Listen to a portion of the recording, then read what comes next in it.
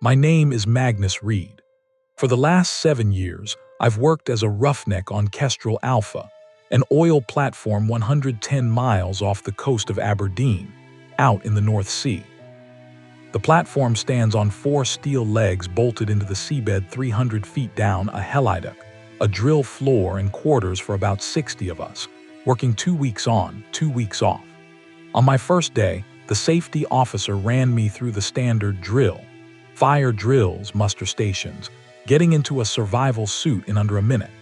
Then he handed me a second list. That one wasn't standard. 6 rules, typed on one laminated page.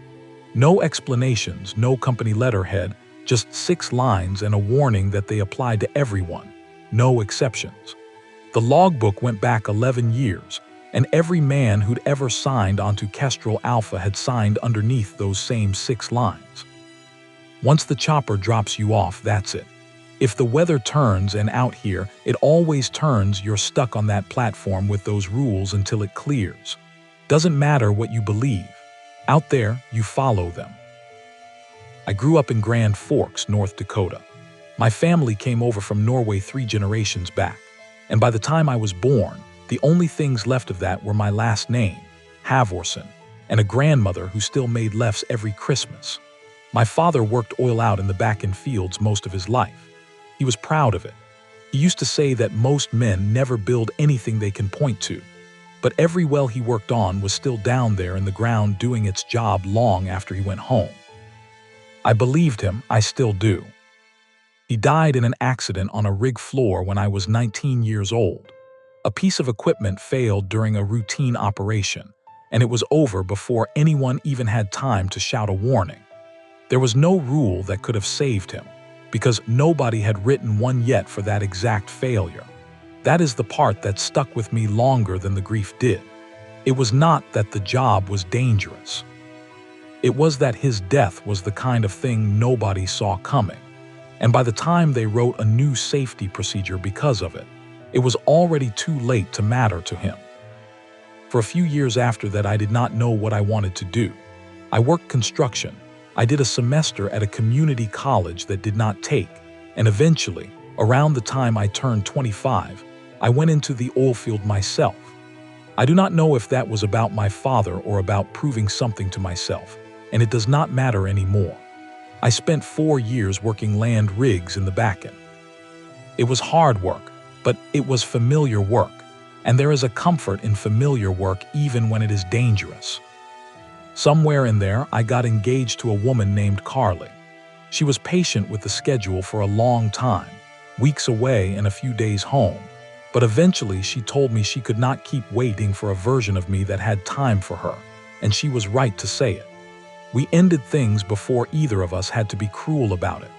After that, there was not much keeping me in North Dakota except habit. A friend of mine from the back end, Wyatt Doss, had gone overseas a couple of years earlier to work for a company called Presidium Energy, running platforms out in the North Sea.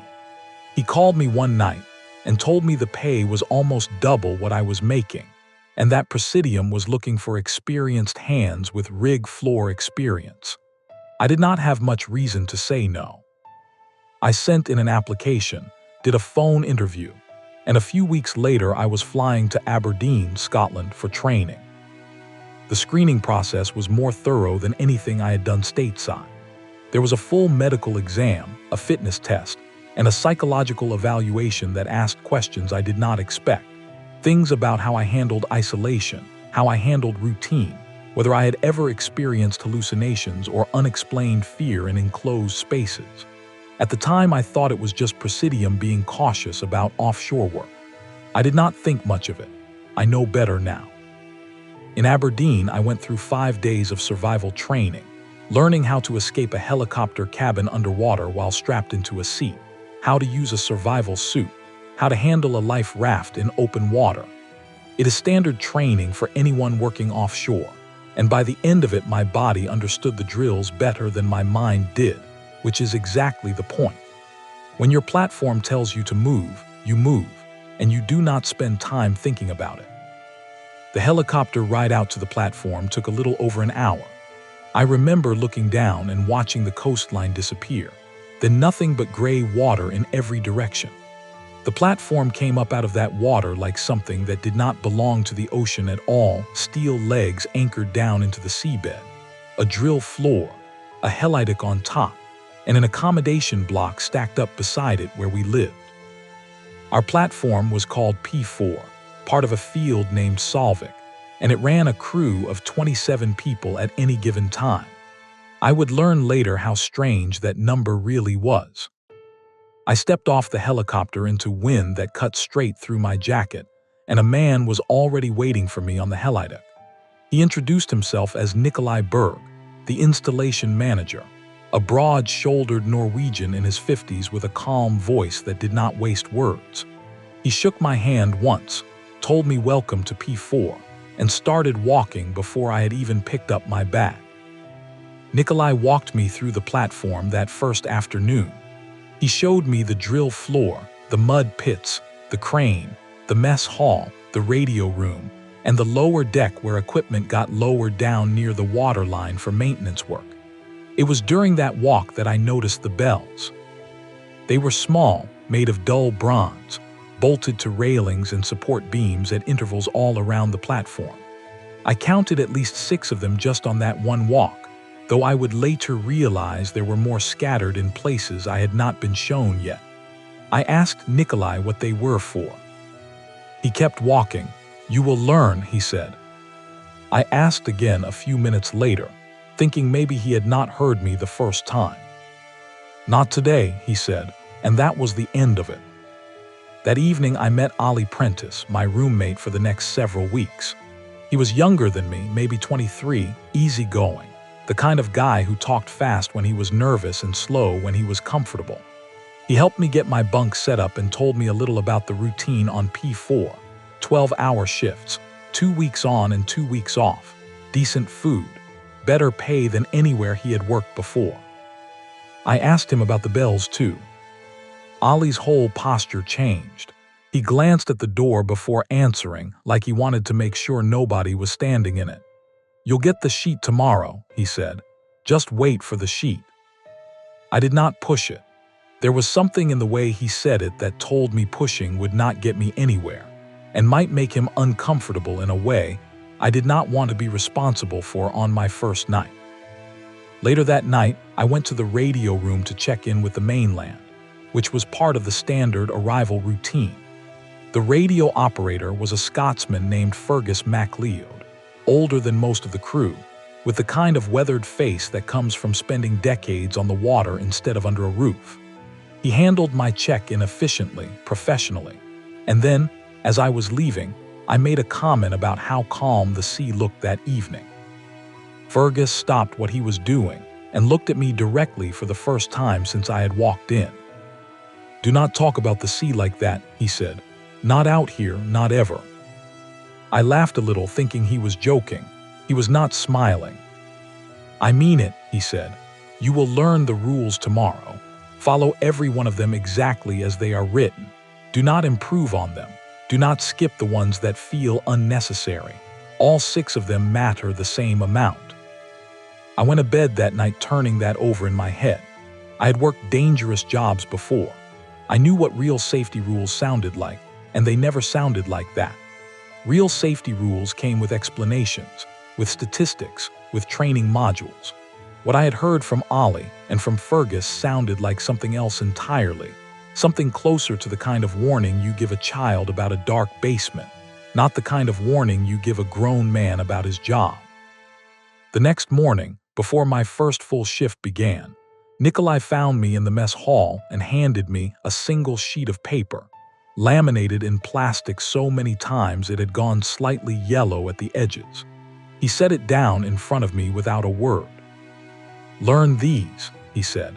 "Learn them the way you know your own name.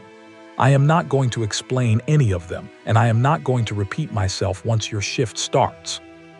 I looked down at the sheet.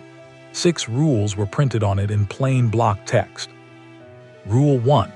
Do not go into the water unless it is absolutely necessary. Rule 2. Never say anything bad about the ocean. Rule 3. If you see the most beautiful woman you have ever seen, ring a bell. Rule 4. Always carry green mint Tic Tacs on you at all times. Rule 5. If the rig shakes for no reason, radio command first, then shout the 6-digit code down into the water. Rule 6. Only wear the life vest issued to you by Presidium. Never wear any other kind. I read it twice. Nothing about it made sense next to anything else I had learned in training. There was no context, no explanation, nothing that connected these 6 lines to any safety manual I had ever seen in this industry. What happens if I break one? I asked. Nikolai did not answer right away. He looked at me for a long moment, the way a man looks at someone he is deciding whether to be honest with. "You will not need to ask me that question again," he said. "You will find out on your own, and I would rather you did not." He walked away after that, leaving me alone at the table with the sheet in my hands, and the sound of the ocean against the platform's legs somewhere far below us. The first rule on that sheet was the simplest to read, and I would learn, the hardest to fully respect. Do not go into the water unless it is absolutely necessary. At the safety briefing that first week, one of the senior hands explained it in terms I could understand, or thought I could. The waters around Solvik Field had a documented shark population, mostly porbeagle sharks, with occasional sightings of Greenland sharks in the colder months. Porbeagles are aggressive predators built for cold water, and Greenland sharks, though slower, can grow enormous, sometimes over 15 feet, and have been known to scavenge anything that ends up in the water for too long. On paper, it sounded like a reasonable warning for any offshore worker. Do not swim unless you have to, because there are large predators nearby. I nodded along with everyone else in that meeting and thought that explained it completely. It did not explain everything. Nobody in that room mentioned how quickly the water around the platform legs could go from choppy to unnaturally still, or why divers who did have to go in for inspection work always came up faster than the job should have taken, or why some of the older hands crossed themselves quietly whenever anyone said the words "man overboard," even before anything had happened. I found out how far that rule really went 2 weeks into my first rotation. We had a welder on our crew named Jason Cole, a heavy-set man in his late 30s from Louisiana, with a wife and 2 kids back home he talked about constantly. He kept photos of them taped inside his locker and would show anyone who asked, and even people who did not ask, pictures of his daughter's softball games from months earlier. He had been working offshore for years, first in the Gulf of Mexico, then overseas once the pay overseas got better. He was good at his job, careful, experienced, the kind of man you assumed knew exactly where the line was between necessary risk and foolishness. One afternoon, the seas kicked up rougher than forecast, with swells running maybe 8 to 10 feet, enough to make the lower decks slick and unpredictable. A support brace near the waterline had developed a crack that needed an emergency weld before it worsened overnight, and because it was urgent, a hot work permit was issued despite the conditions. Jason was assigned the repair. I was assigned as his safety watch, standing a few feet back with a fire extinguisher and a direct line to the radio room. My only job to keep eyes on him and stop the work the moment anything looked wrong. The lower deck at the waterline was loud that day, waves slapping against the platform, legs harder than usual, spray coming up over the grating every few seconds. Jason knelt near the crack, torch in hand, working steadily despite the conditions. About 10 minutes in, he stopped and looked down at the water. "You see that?" he said, not to me exactly, more to himself. I looked where he was looking. The water below us was dark and moving too much to make out anything specific. "See what?" "Something's down there," he said, moving with the swell, not against it. I told him to step back from the edge, that whatever it was not worth the risk with the seas already rough. He waved a hand at me, the kind of gesture that says "I've got this," and leaned further over the rail to get a better look, one hand still braced on the structure. the torch still lit in the other. A wave came in that did not match the rhythm of the ones before it. It hit the platform leg at an angle that sent spray straight up over the edge, and Jason, already leaning too far, lost his footing on the wet grating. I grabbed for him. I want to be clear about that. I got a hand on his jacket for maybe half a second before the fabric slipped through my fingers, and then he was gone, over the rail and into the water below. I screamed for help and hit the emergency call button at the same time, and within seconds the deck alarm was sounding across the whole platform. I looked down into the water where he had gone in, and it was already calm. Not choppy, not disturbed the way water should look after a man just fell into it. Calm, almost flat, like it had already finished with whatever it needed to do. The man overboard protocol kicked in immediately. Every available hand not on critical duty came to the rails. Spotlights were brought out despite the daylight. A rescue boat was launched from the standby vessel positioned nearby, and a distress call went out to the Coast Guard. I stood at that rail for what felt like hours, though it was closer to 45 minutes, watching men scan water that gave nothing back. They searched for 2 full days. Standard protocol for a man overboard in water that cold gives a survival window of maybe 30 minutes without an immersion suit, and everyone on that platform knew it, but they searched anyway because that is what you do. No body was recovered. No debris, no piece of his equipment, nothing. It was as if the water had simply closed back over him and decided the matter was finished. I had to help write the incident report that night, sitting in the radio room with Fergus while he relayed details to the mainland office. My hands would not stop shaking the whole time. I kept thinking about my father, about how there had been no rule written yet for what killed him, no warning anyone could have given in time. Here there had been a rule. Do not go into the water unless it is absolutely necessary. Jason had not gone into the water. He had only leaned toward it, and that had been enough. Presidium's onshore office handled the notification to his wife. I was told later that the official cause listed was accidental drowning, weather-related, which was true in the sense that it explained nothing false, even if it explained nothing real either. Nikolai found me the next morning on the drill floor, before my shift started. He did not offer condolences or ask how I was holding up. He looked at me the way he had looked at me the day he handed me the rule sheet. The rule exists to be obeyed, he said, not to be understood. You will do better if you stop trying to understand it and start simply keeping it. I did not have anything to say back to that. I went to my shift, and for the first time since arriving on P4, I found myself watching the water differently, the way you watch a stove burner you already know is hot. The mood on P4 stayed heavy for days after Jason Cole disappeared. Meals in the mess hall were quieter than usual, and even Ollie, who normally filled silence without being asked to, kept mostly to himself during that stretch. Nobody talked about what had happened directly. It was there in the room anyway, the way weather is there even when nobody mentions the forecast. The second rule on that laminated sheet was even shorter than the first. Never say anything bad about the ocean.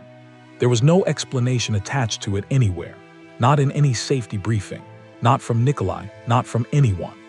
The only evidence I had that it mattered was the reaction I got from Fergus the very first night I arrived, the sharpness in his voice when I made an offhand comment about calm water. At the time, I had chalked that up to an old sailor's superstition. Superstitions are common enough on ships and rigs. Small rituals men keep out of habit more than belief. I was still thinking of it that way when Kevin Turner proved me wrong. Kevin was a mechanic on our crew, a Texan in his 40s who had worked offshore longer than almost anyone on P4 except Nikolai and Fergus. He was smart, capable at his job, and openly dismissive of what he called the spook stories that came with working this particular platform. He had pulled me aside privately not long after I arrived, telling me not to let the rules get in my head too much, that every offshore job had its own local superstitions and P4s just happened to be a little more elaborate than most. I had wanted to believe him. After Jason, it was harder to. About 5 days after we lost Jason, we were sitting down to dinner, the mood still subdued, when Kevin set his fork down harder than necessary and said what he'd apparently been holding in for a while. "I'm sick of pretending this water deserves any kind of respect," he said, loud enough for the whole table to hear. "It's water. It took a man because a wave hit wrong. That's all that happened out there, and I'm tired of everybody tiptoeing around it like the ocean's got feelings. I hate this water. I hate this whole gray, miserable stretch of it, and I'll say so as many times as I want." Nobody responded right away. Ollie's fork stopped halfway to his mouth. An older roughneck across the table set his own utensils down slowly, like sudden movement might make things worse. Fergus, sitting a few seats down, went completely still, staring at his plate. "You shouldn't have said that," Fergus said quietly, not looking up. Kevin laughed at him. "It's water, Fergus, not a person. It doesn't hear anything." Nobody else said a word for the rest of that meal. That night, the weather turned rough enough that command ordered additional headcount musters through the night. Standard procedure, whenever conditions worsened past a certain threshold, meant to make sure nobody was caught outside during heavy swells. Musters were called every 2 hours instead of the usual once per shift. I remember being annoyed at first, losing sleep over what felt like an overly cautious call given the forecast. At the 11 o'clock muster, Kevin was present, standing near the back of the group in the accommodation block, arms crossed, clearly irritated at being woken for a headcount over what he considered manageable weather. At the 1 o'clock muster, he was not there.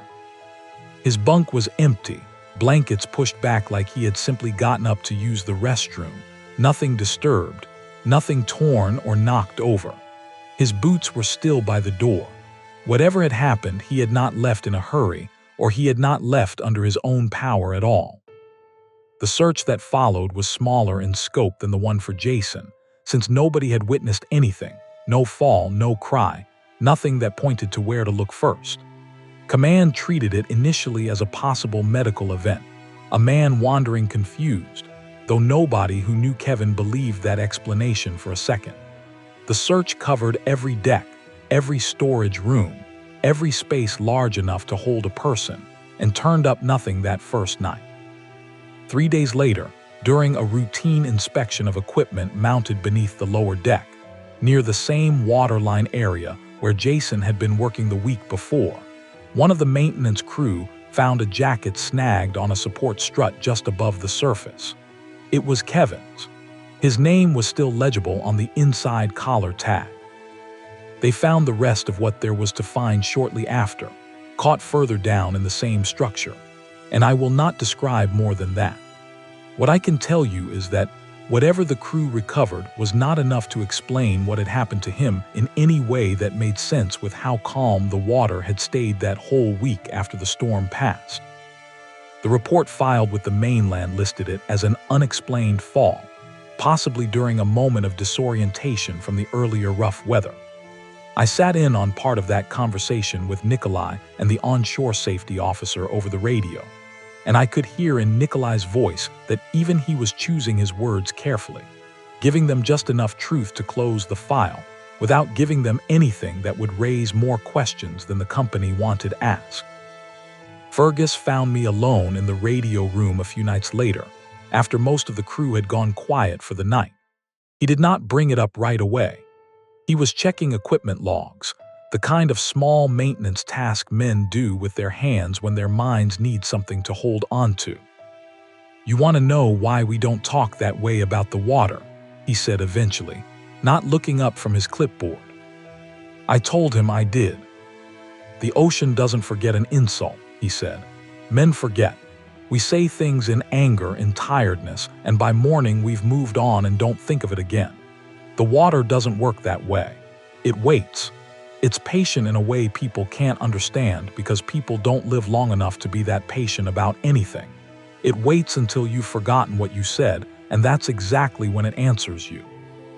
I asked him if he believed that, or if it was just something the older hands passed down.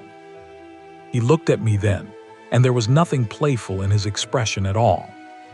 "I've been on this platform longer than anyone except Nikolai," he said. "I don't believe things without reason anymore. I know things. There's a difference, and you'll understand it soon enough if you stay out here long enough yourself." I did not sleep well that night, and for a long while after, I found myself choosing my words carefully any time the ocean came up in conversation, even in passing, even as a joke. It did not feel like superstition anymore. It felt like the kind of caution you learn from watching what happens to people who did not have it. Of all 6 rules on that sheet, the third one was the one that made the least sense to me on paper, and the one that came closest to costing me everything. If you see the most beautiful woman you have ever seen, ring a bell. By this point, I had stopped assuming any of the rules were decorative. I had learned that lesson twice already, at a cost I did not want to pay a third time. Still, this rule was different from the first 2. It did not warn against an action, like going into the water or speaking badly of it. It described something you might see, something that might simply appear in front of you, and told you what to do the moment it did. I asked Nikolai about the bells directly, not expecting much of an answer, and for once he gave me a little more than silence. "They've been on this platform since before I arrived," he said.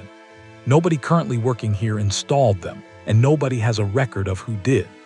Some of the older hands from other platforms in the region have stories about women appearing near offshore structures, going back generations, long before any of us were out here. I do not know if those stories are true. I know the bells work. That is enough for me, and it should be enough for you." I let it go after that. Some questions on P4 simply did not have answers waiting behind them, only more silence. Around that time, we got a new technician transferred to our crew, a young man named Ricky Hale, quiet and hardworking, originally from Oklahoma. He had transferred over from another Presidium platform further north, and he did not talk much about why, which was not unusual out here. Plenty of men kept their reasons for moving around to themselves. Ricky was eager to prove himself, always the first to volunteer for extra rounds during quiet shifts, the kind of new hand who wanted his crew to see him as reliable before they had any reason not to trust him. I had gotten to know Daniel Johnson a little better by this point as well, an older hand who had been on P4 almost as long as Fergus. Daniel had a habit of checking in on newer crew members during night shifts, walking past their assigned areas under the excuse of general rounds, though everyone understood it was really just his way of keeping an eye on people still learning the platform's rhythms.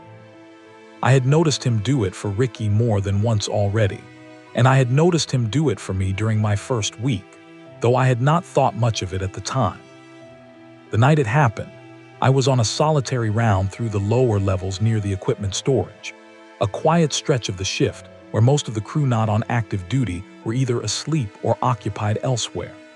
The platform at night carried a different kind of quiet than during the day, machinery humming at a lower register, most of the deck lighting reduced to conserve power, wind moving steadily against steel in a way you stopped noticing after enough nights out here.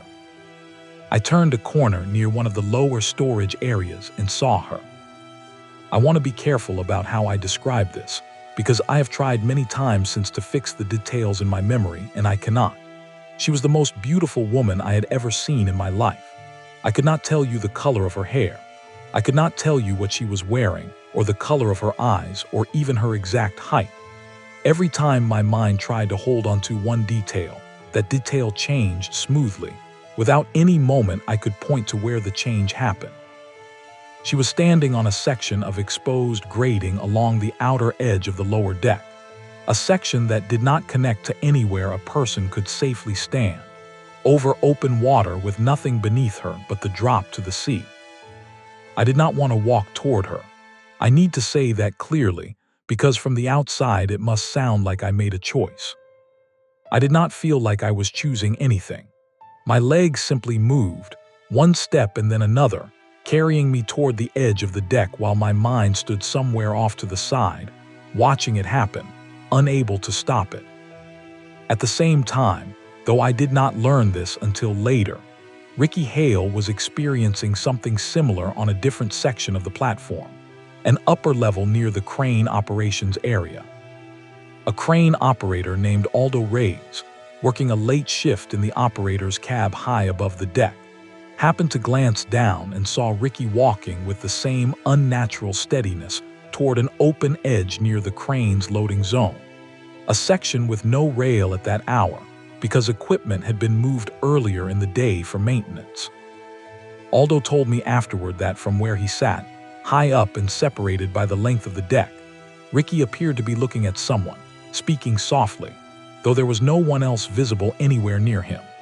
Aldo shouted down, but the wind and the distance swallowed his voice before it reached the deck, and by the time he scrambled down from the cab, there was no bell close enough for him to reach it and still have any chance of covering the distance in time. Back where I was, Daniel Johnson came around the same corner I had just passed, on one of his usual rounds. He told me afterward that he knew something was wrong the instant he saw me, that my walk did not look right, too smooth, too steady for a man walking on wet grating near the edge of an offshore platform at night. He did not call out to me. He told me later he understood somehow, without needing to think it through, that calling my name would not have done anything. He ran instead, straight to the nearest bell mounted on a support beam a short distance away, and he rang it as hard as he could. The sound cut through everything. I remember it more clearly than almost anything else from that night, a clean, sharp ring that seemed to arrive from somewhere further away than the actual bell, and it broke whatever had been moving my legs. I stopped walking. I was standing close enough to the edge that another 2 steps would have put me over it, close enough that I could feel the spray coming up off the water below. When I turned around, the woman was gone. There was nothing on that section of exposed grating at all, no sign that anyone had ever been standing there. I do not know how long I stood there before Daniel reached me. He did not say much at first. He just put a hand on my shoulder and kept it there until my breathing slowed down. We learned what happened to Ricky within the hour, once Aldo made it down from the crane cab and radioed him what he had seen. A full search was launched immediately, covering every accessible section of the platform and the surrounding water with spotlights, though everyone who joined that search already understood, the way you understand certain things without being told, that it would not turn up anything. It did not. No trace of Ricky Hale was ever found, not a piece of clothing, not a boot, nothing.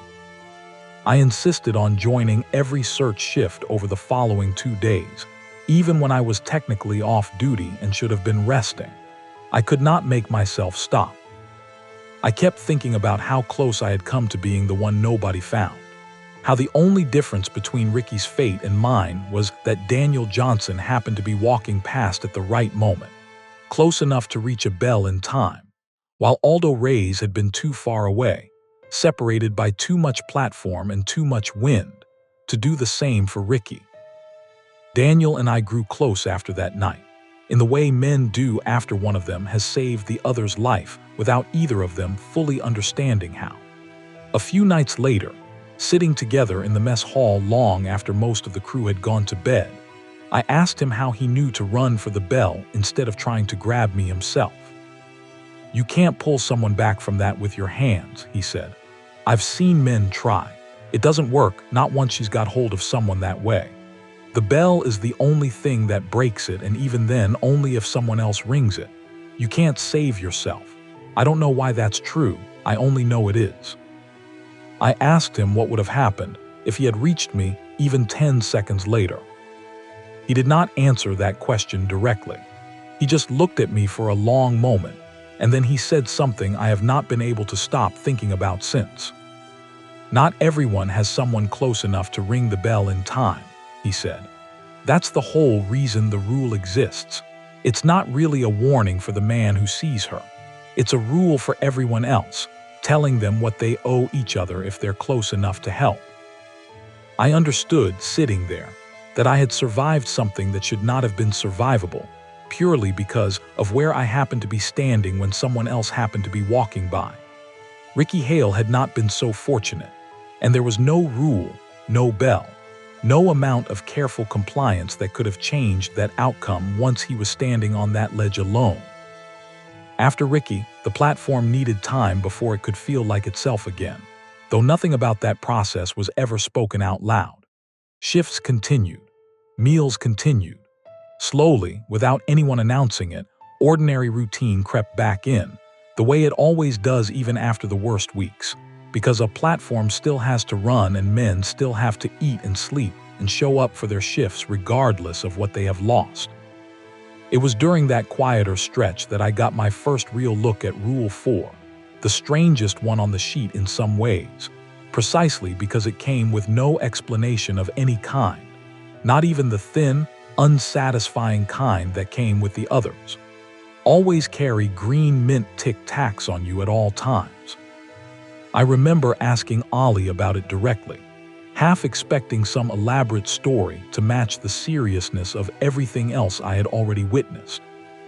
"Nobody knows," Ollie said, shrugging like it was the most normal answer in the world. "That's the whole thing about that one. Even the guys who have been out here longest don't have a story for it. You just carry them. Everybody does." The supply logistics for the platform backed this up in a strange, almost bureaucratic way. Every monthly supply boat that came out to P4 included a case of green mint Tic Tacs as a standard line item, listed on the manifest right alongside things like drinking water and diesel fuel filters, treated with exactly the same importance by whoever managed procurement onshore. I checked the supply room myself once out of curiosity and found shelves of them, boxes deep, restocked without fail every single month. A few of the older hands told me, in the same offhand tone Ollie had used, that people had tried substituting other things over the years. Regular mints, chewing gum, once even a different brand of the same style of candy. Each time, something small and unpleasant happened not long after. Nothing as severe as what happened with the first 3 rules, but enough of a scare that nobody tried it twice. Nobody described the specifics to me in detail. And honestly, after everything else I had already seen, I did not push for details. Some things you accept without needing the full story. One slow afternoon a few weeks after Ricky's disappearance, Ollie came jogging up to me on the drill floor mid-shift, patting down his jacket pockets with a look of real panic on his face. "I don't have them," he said. "I don't have my Tic Tacs. I left them in my other jacket."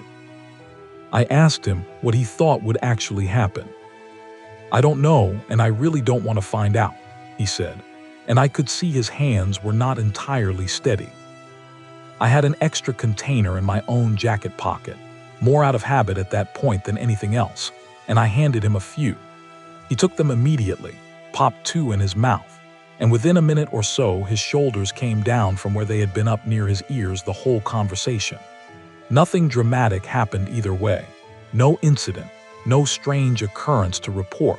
Just a young man visibly relieved to have the small ritual back in place. "Thanks," he said afterward, a little embarrassed at how worked up he'd gotten over candy. "I know it sounds stupid." "Nothing sounds stupid out here anymore," I told him, and I meant it. To this day, nobody on P4 has been brave enough to go without them for more than a few minutes just to see what would actually happen. And honestly, after watching Ollie's reaction that afternoon, I have never been curious enough to try it myself either.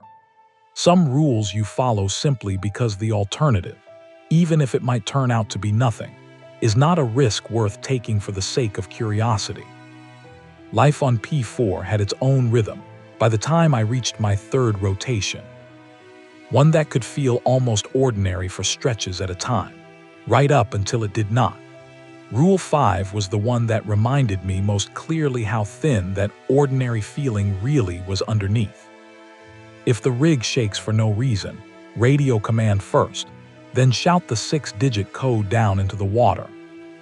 Engineering had a standard explanation on file for this one: structural settling, minor shifts in the platform's foundation that could theoretically produce vibration under certain load conditions. It was the kind of explanation that sounded reasonable enough to write down in an official log, except for one detail that undercut it completely. Every time an unusual shaking event had ever been recorded on P4, the seismic monitoring equipment installed specifically to detect exactly that kind of structural movement showed nothing at all. No settling, no shift, no reading of any kind to explain what dozens of men had felt with their own bodies. The 6-digit code itself was treated with a level of security that seemed excessive for a number supposedly tied to a structural safety procedure. It was changed on a rotating schedule, and only 2 people on the platform knew the current code at any given time: Nikolai and whoever staffed the radio room, which meant Fergus most of the time I was there. The code was never written down anywhere accessible to the general crew. If the rule was ever needed, Command would relay the current code over radio directly to whoever needed it in that moment. The night it happened to me, I was on a maintenance shift near the lower deck, not far from where Jason had gone into the water all those months earlier, checking valve seals on some of the deck equipment. The shaking started subtly enough that at first I assumed it was just heavier machinery cycling somewhere else on the platform, a vibration passing through the structure the way it sometimes did during certain operations. It built steadily instead of fatting, though, and within a couple of minutes there was no mistaking it for anything mechanical. The whole platform was moving, a slow, deep motion that had no business coming from a fixed structure anchored into the seabed. My radio crackled before I even had a chance to call it in myself. Fergus's voice came through, tighter than I had ever heard it. "Magnus, you're closest to the water on the lower deck. Command's already been notified. I need you to shout the code right now, straight down at the surface." "What's the code?" I said, already moving toward the edge. He gave it to me. 4 numbers first, then 2 more, each one spoken slowly and clearly so there could be no mistake. I will not repeat the exact sequence here, but I remember every digit of it even now, the way you remember something your life once depended on getting right the first time. The shaking was strong enough by that point that I had to brace one hand against the railing to keep my footing, the whole deck alive under my boots in a way steel structures are not supposed to be. Alarms had started sounding elsewhere on the platform, general emergency signals, though nobody yet knew what emergency to actually respond to. I leaned as far over the edge as I safely could and shouted the code down at the water, each number on its own breath, loud enough to hurt my throat by the time I finished. Nothing happened right away. If anything, the shaking seemed to worsen for a few seconds immediately after I finished shouting, a final, deeper motion that nearly put me on the deck. Then, all at once, it stopped. The silence that followed was worse than the shaking had been. I want to be honest about that. There is a particular kind of quiet that comes after something like that stops, a stillness that feels heavier than noise, like the platform itself was holding its breath along with me, waiting to see if it was really over or just pausing. It was over, at least for that night. The alarm shut off a few minutes later once Command confirmed no structural damage had been detected anywhere on the platform. I stood at that railing for a long while after, staring down at water that had gone completely calm again, giving nothing away about what had just happened or why shouting 6 numbers into it had made any difference at all. I asked Nikolai about it directly the next day, more out of exhaustion than genuine hope of getting an answer. "The code does not end anything permanently," he told me. "It only tells whatever is down there that up here we are still following the agreement. It will happen again someday. It always does. All the code does is buy us more time until it does." I did not ask him what agreement he meant, or who had made it, or when. I had learned by then that some questions on P4 were not questions at all, just doors that would not open no matter how many times you knocked on them, and I had stopped expecting them to. Rule 6 was the last one on that laminated sheet, and in a lot of ways, it was the one that finally taught me something the other 5 had only been circling around. Only wear the life vest issued to you by Presidium. Never wear any other kind. On the surface, It sounded almost reasonable, the kind of rule you could imagine coming from any safety department anywhere. Standardized equipment, tested and approved, nothing left to individual preference. A few of the crew grumbled about it anyway, mostly because the company-issued vests were noticeably bulkier than personal flotation devices you could buy off the shelf, less comfortable to wear during long shifts, though everyone was still required to keep one within reach at their assigned muster station at all times. Grant Pearson was one of the crew members who complained about this most often. He was a rigger, strong and confident, the kind of man who trusted his own judgment about comfort and safety more than he trusted a rule he could not see the logic behind. He had mentioned to me more than once that he found the company vest too restrictive for his liking, and I later learned he had quietly ordered a slimmer personal flotation vest from a marine supply company and kept it hidden in his locker, swapping it in for inspections, but otherwise keeping his own preferred vest close by for actual use. Around that same time, we received a new hire named Miles Bennett, barely a week into his first rotation on P4. He was still learning the platform's layout, still unsure of exactly where his assigned life vest was stored relative to his muster station, the kind of small gap in knowledge that nobody thinks twice about until the moment it matters. The incident that tested Rule 6 came without much warning. A hydraulic line near one of the platform's backup generators developed a slow leak that went unnoticed for longer than it should have, spraying oil across a section of hot exhaust piping until it finally ignited. The fire alarm sounded within seconds of the first flames catching, and the platform-wide emergency response kicked in immediately, crews moving toward assigned muster stations while firefighting teams moved toward the source. The weather that night worked against us in the worst possible way.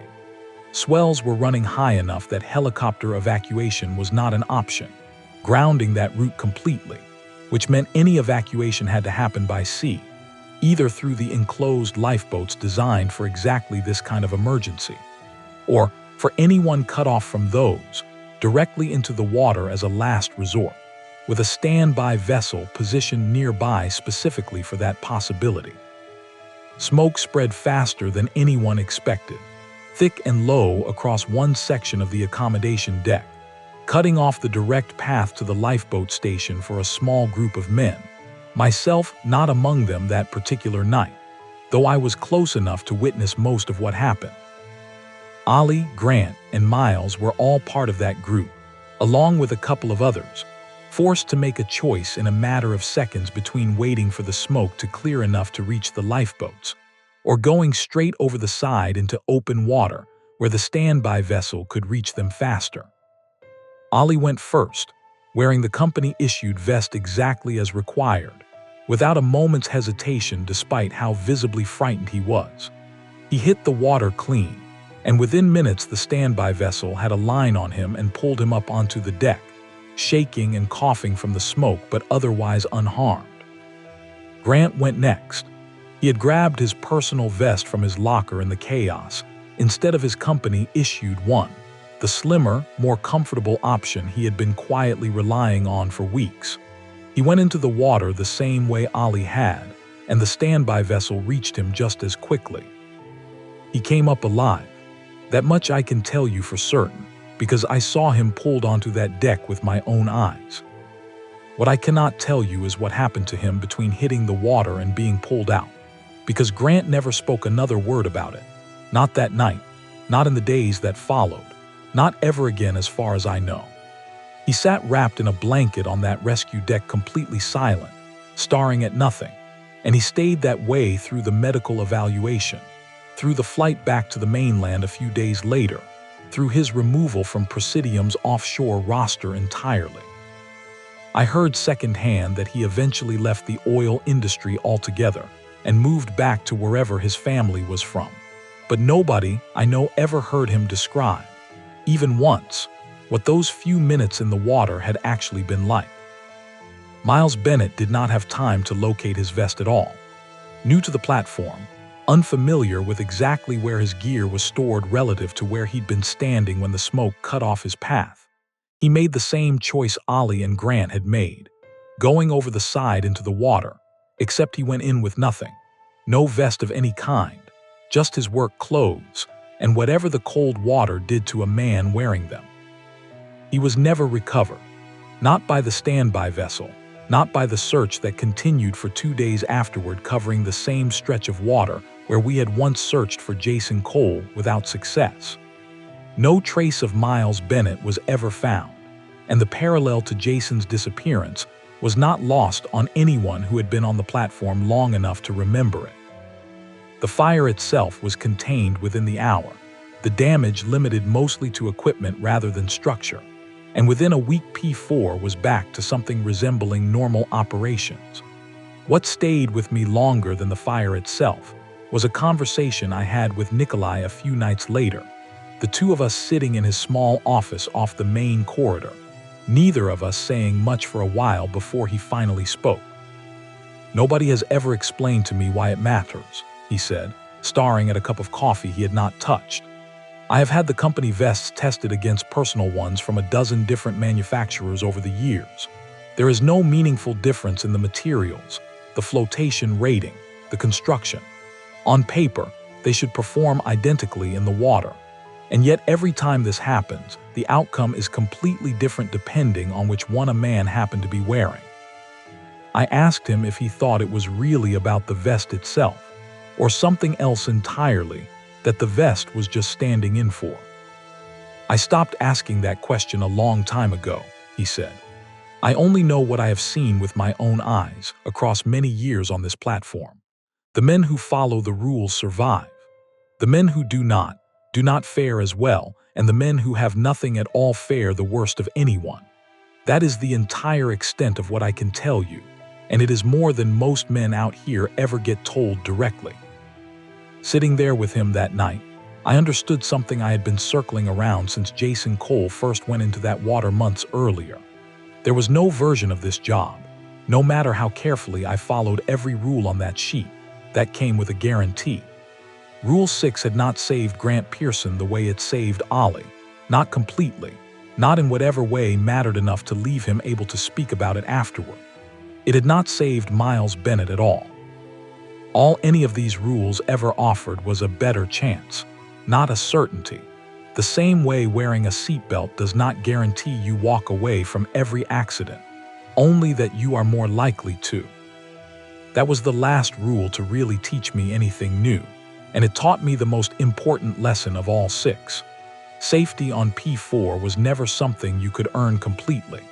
It was only ever a matter of better odds, purchased one rule at a time. And even then, some nights the odds simply were not enough for everyone standing on that deck. I have worked on P4 for several years now. I made it through my first rotation not knowing whether I would come back for a second, and I have come back every time since, through more rotations than I can easily count anymore. The crew size has never changed in all that time. 27 people always, regardless of who leaves and who arrives to replace them. Men have transferred out, retired, and in a few cases, like Jason, like Kevin, like Ricky, like Miles, simply never made it back from a shift at all.